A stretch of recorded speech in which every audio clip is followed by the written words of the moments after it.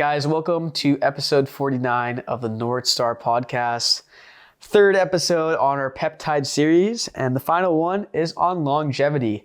So, guys, we've been talking about peptides, and I think a lot of you guys got the point that longevity is not just about our overall lifespan, but our actual overall health, right? So, the point of this is we're chatting about living better, right? And that means also not just longer, but living healthier and thriving. And a lot of people, they want to be strong and feeling independent, feeling control of their body when they're in their 70s, 80s, and 90s. So today's focus on our peptide podcast is going to be longevity. And we're just going to briefly cover over some of the peptides that will help you live longer and what they do. What do you say?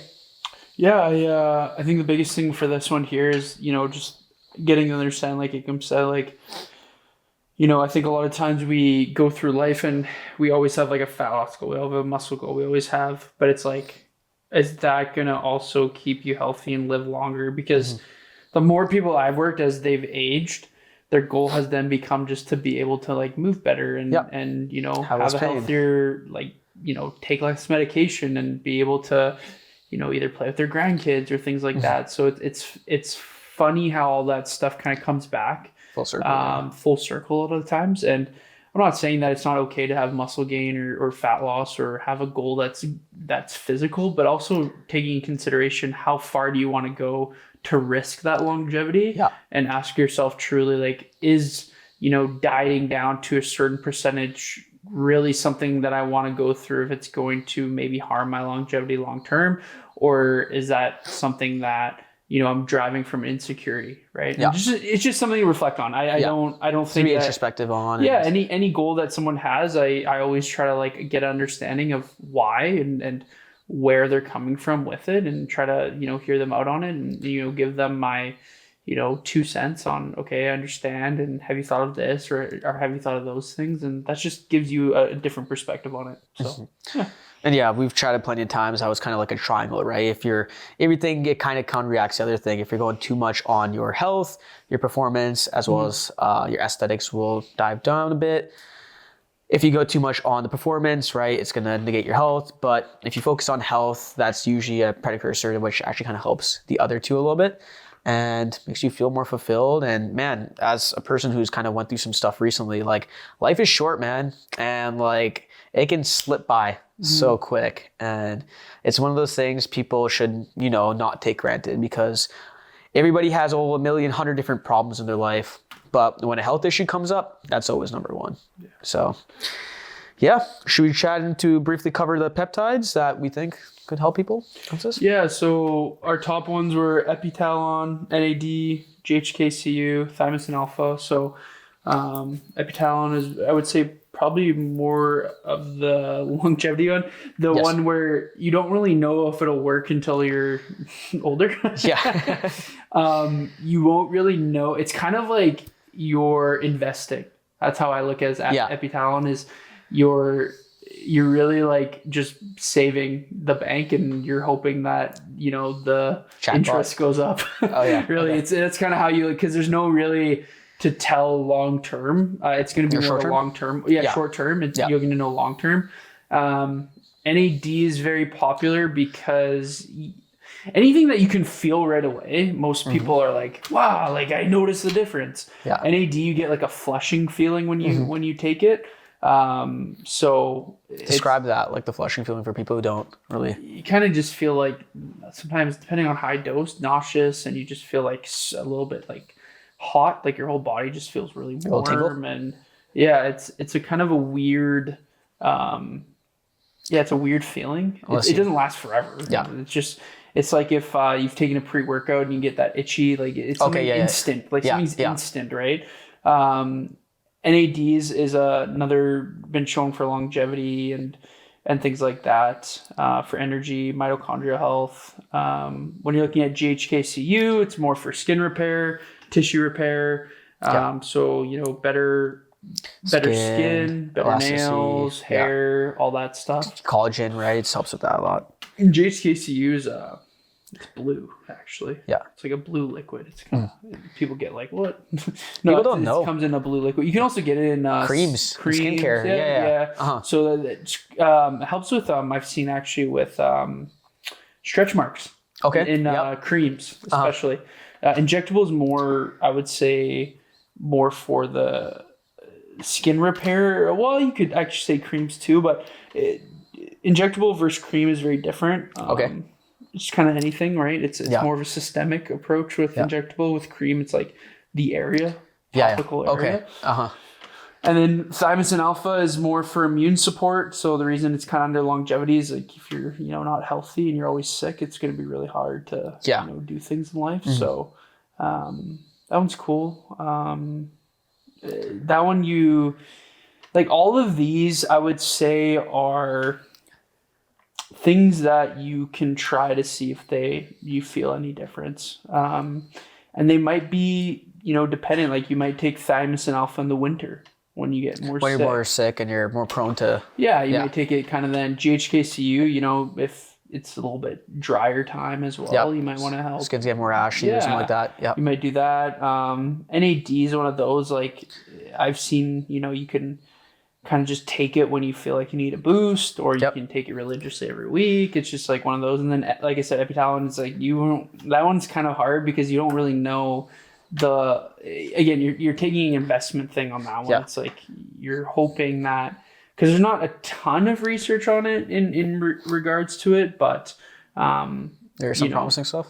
Yeah, there's I can't remember the dosage protocol, but it's like something like 10 days at 10 milligrams. So you need like 10 vials. Yeah. Again, but you're only doing it for 10 days, and then you would do it for, like... have an off period, and then... You have like 6 months, you do it again, right? Oh, so it's kind of like twice a year type of thing. Yeah, so it's kind of one of those weirder ones where it's like it's only a short condensed, and then you're hoping for like long-term systemic effects. Yeah, so that's why it's kind of a harder one to really base off. These are like, again, you're not going to per se feel much, except for NAD, you'll feel something, but it's just everyone's a little bit different. That one's cool because you can do like nasal as well, where it's like, Yeah, there's some nasal ones. I know that one's pretty popular.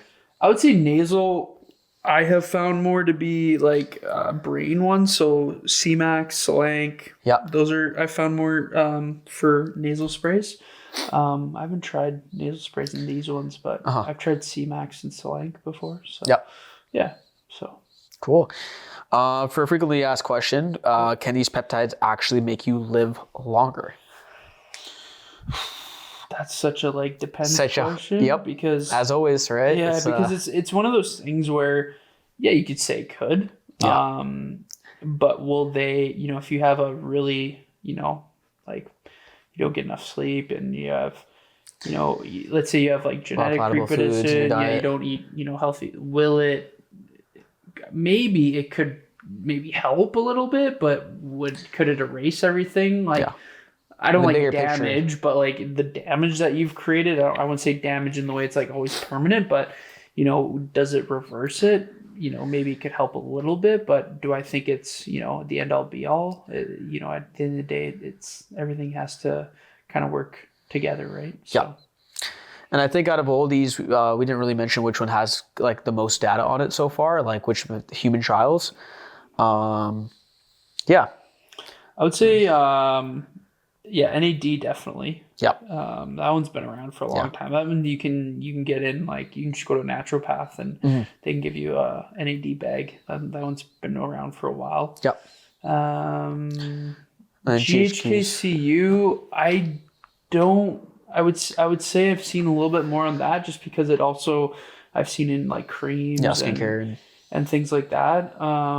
Like you said, Epitalon and Thymosin are not as much. They are, but they're just, again, it's like you might find that it works and you might find it doesn't work. And that's why, you got to ask yourself, is it worth the investment? But is it also is it something that you think you would actually benefit from? Yeah.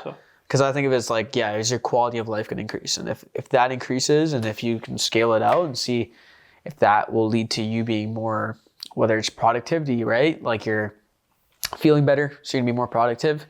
Would that help? And it's all about Yeah, so I would say for just looking up this right now actually because I have it in front of me. For so basically the telomerase active. So this is for Epitalon. So this is what I was saying. Telomerase activation. So it stimulates telomerase activity, promoting the maintenance of telomere. I can't even pronounce this, man. Telomeres? Telomeres, which protect chromosomes from degradation and play a key role in cellular aging. Oh, that was hard to read, man. Holy. Yeah, I remember I was researching this as well. So breaking it down, like basically it helps protect things from degrading. Which is your cellular. In your cell, like your cells, right? So that's why I say it's kind of one of those ones that you won't always know right away when it's at. I have seen also too to help with like circadian rhythm regulation. Help with melatonin production. Can help with oxidative stress. So again, decreases damage caused by free radicals, improving cellular resilience, and then gene modulation. So influences the expression of genes associated with DNA repair, stress response, and aging. So again, like helps basically repair your overall cellular health, DNA and things like that affected by stress and aging and things like that. So again, it's a long-term thing. So, you know, you might take it now and then you wouldn't really like, unless you knew what you would be aged at 70, I guess. But, you know, at the end of the day, it's really tough to, very unpredictable. To say. My question, and this would be something just like, I'm just asking myself. I haven't done research on it, so I'll have to do it after. But I wonder if it would be more impactful for someone who's already at like the 70, 80 range if they were to That's what I was thinking as well. It's like if that would be compared to a younger person who wouldn't benefit as much. I would have to do the research on that as well. If they would actually see a different result of it because they're already started more of that aging. Like we're aging, of course, but I mean, it's gone to a point where their aging process and they've seen more things change over a longer period of time. Right? So that'd be cool to kind of see. So it's hard with all the clinical trials, especially with humans and all that stuff, to be able to do that. But it'd be really good to go into it. Rapid fire questions. We kind of already went to a lot of the stuff. We explained what GHK-CU does. Tissue repair. Does it make you live longer? Not directly. It always depends, but it can make your quality of life better. The strongest data, that was NAD+. They've done the most amount of research. It's been here for a while. I think in like 10 years we'll have a lot more information, right? Do you think there'll be like a specific demographic or like target? Obviously like elderly, but like let's say like will it benefit women more, or do you think like athletes or younger people taking it? I don't know. That's a good question. I don't know what direction they're gonna take these things. I think like just in general human trials. As it gets cheaper and it becomes more mainstream. That's the thing too, right? It's like eventually things are going to become cheaper. Things are going to become more available. Things are going to become more studied. Exactly. Some things are going to fizzle out. Some things are going to be, we had no clue about. Just like anything though, right? Yeah. So right now, a lot of this stuff is, not all of it is speculation because there's some research that has been long and we know what some of these actually do, like by evidence based. But some of them we're going to find out like, oh wow, maybe, down the road, one of these did something way more than what we thought. Kind of like creatine, right? It's like creatine now, they're talking about like all the effects now, but like different dosages in the brains. Like as things get cheaper and cheaper and they become more mainstream, it'll be more a different research thing. And people take it more and they notice differences. And we live in a crazy age world. where we can get evidence-based things and we can hear other people's experiences of it quicker because we have access to the internet. So it's crazy. I find it just with peptides, it's kind of like how technology is just rapidly improving, right? It's just similar trend there, as in it's just things are becoming a lot more mainstream, and it's really exciting to really look at it, especially now, right?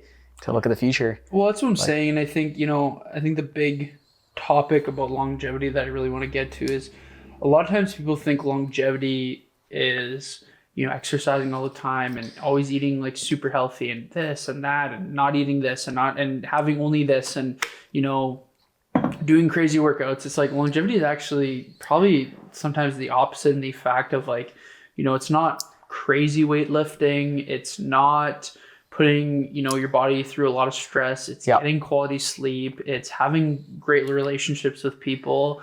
It's, enjoying time outside. It's, those are actually what a lot of these longevity things are. Yeah. If anybody hasn't looked up, I've talked about these on podcasts, but blue zones in the world, it's like where people live the longest. Oh yeah. They study, what their habits are and what they do. And a lot of it's not what quote unquote, the North American, like go to the gym, eat a clean diet. It's kind of like being outside in the sun, right? Absorbing that, having culture, family, and like they still being eat nutritiously, obviously. And, but it's not to a point where it's like, so structured to the point where it's almost stressing you out. Yeah. And because that's a huge thing. Yeah. Stress, man. It's just, So, and I think, it's like not working like 10-hour days. And I'm not saying those things, at the end of the day, it really depends on what kind of life or where you're living or, your situation or, there's many different things. But if you were to actually look at longevity as a whole, a lot of it isn't what people think it is usually. Yeah. Right. So it's just at the end of the day, got understanding that as well about yourself. And, if you don't know much about longevity or you thought of longevity differently, blue zones is really cool to look at because you'll learn how different cultures and I think there was maybe one place in the States that was a blue zone, but it was, I can't remember where it was. I'm pretty sure from what I remember, but most of it was like in Europe and like other countries that were nothing to do with North America. Yeah. So because less that social media and just so that I guess like cultural norms that are can be like somewhat toxic and stuff like that. Yeah. I guess moral of the story for this podcast is go see some sun, right? Talk to your loved ones. I would always recommend if you're going to do something outside of this is, it's like try to get something going on, right? It's like, it doesn't have to be crazy gym workout, right? If you get even 10 minutes of activity, if you just make a habit, like a win for a day, right? Let's say you want to sleep a little bit more, right? You make sure, hey, my win for the day today is I'm going to go sleep on time at this time. I'm going to wake up on this time. I'm not going to doom scroll first thing when I wake up. Working on small habits and letting them stack over time. And just developing yourself as a human, right? It's just... Yeah, I think at the end of the day, the biggest thing is, asking yourself if you never really reflected on longevity and ever taken that step, because I see so many people, they go like, they're either trying to lose weight all the time or they're trying to gain muscle all the time or they're trying to do both or they're trying to diet or they're trying to like, and sometimes it's okay just to like chill. Yeah. Like you don't always like, and if you want to, cool. Like, but you gotta ask yourself, sometimes it's okay to like enjoy what you've already built. Like enjoy the journey that you've come to, and working towards something all the time, super stressful. I don't mean like, you can still work towards a goal, but it doesn't have to be something super extreme. And and sometimes it's okay. Like, maybe you're just going to the gym 2 or 3 times a week and you're just maintaining the physique that you have, because that is also progress. Yep. A lot of people don't understand that if you are now maintaining a new body weight or a new body, that is progress because you weren't maintaining it before. Yeah, and you're still doing work technically. Yeah, and you're still, you've created habits to then be able to maintain. And what was it for, right? It was for that reason, right? To get to that state. Well, and that's a lot of people, they miss the misconception is like, well, why are you losing fat in the first place? It's like, well, I want to lose 30 pounds. Okay, it's like, well, what happens when you get to that 30 pounds? Yes. How are you gonna keep that 30 pounds off? Yeah, nobody wants to go back to gaining that weight back. You never see anybody wants to lose it. I've never met anyone that was like, well, I want to gain 30 pounds of fat back and like I'll be happier. And it's like, well,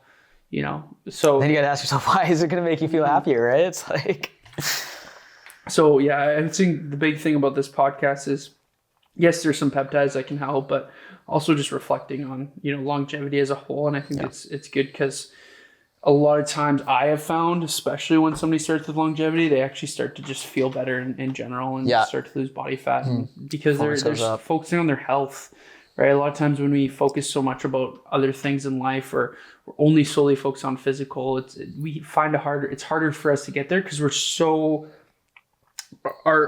focused on it that when we don't see something like happen right away, we self-sabotage or we quit because we are like, it's not instant. It wasn't instant gratification. It wasn't something that happened in a week, right? So then we quit, where it's like, if you work about health, you start to find wins that you wouldn't have found before because you're always so looking at just the scale, just how I look, right? So yeah, there's just so many different ways to like track stuff, right? It's like to see progress. And if you're really holistic on it and you put your mind to it and you go like, these are areas of my life I want to see improvements on, you'll be surprised how many things you can improve yourself on. Like, it doesn't have to just be you're eating what you're eating and what you're working out, but there's so many other different things you can do that lead to big term changes.